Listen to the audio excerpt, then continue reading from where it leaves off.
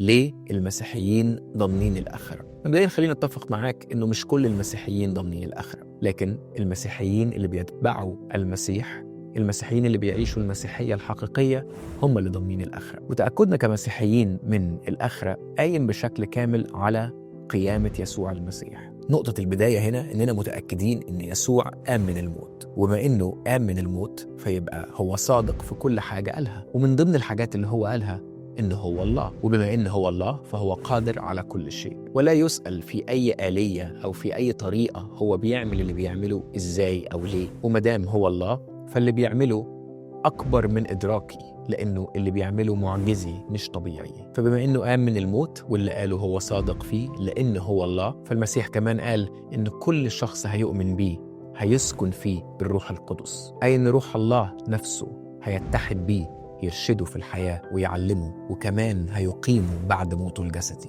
ويديله جسد آخر لا يملك عليه الموت ولا يملك عليه المرض. فالتعبير الأدق هنا مش إنه المسيحيين متأكدين من الآخرة، لكننا ببساطة متأكدين من اتحادنا بيه، لأن هو ده اللي الله قاله في المسيح يسوع. وما دمنا متحدين بيه فإحنا عايشين فيه وبيه، وهنفضل عايشين فيه وبيه ومتحدين معاه في الدهر ده وفي الدهور الآتية كمان. الرسالة المسيحية رسالة بعيدة تماماً عن إنه الله هيوديك الجنة. الرسالة المسيحية هي إنه الله جه لينا، شغال معانا وشغال فينا وشغال علينا علشان نكون أفضل نسخة من نفسنا وأقرب نسخة للمسيح يسوع، وهنكمل معاه بعد الموت وفناء هذا الجسد. مطرح ما يكون أنا كائن، وقتما يكون أنا كائن.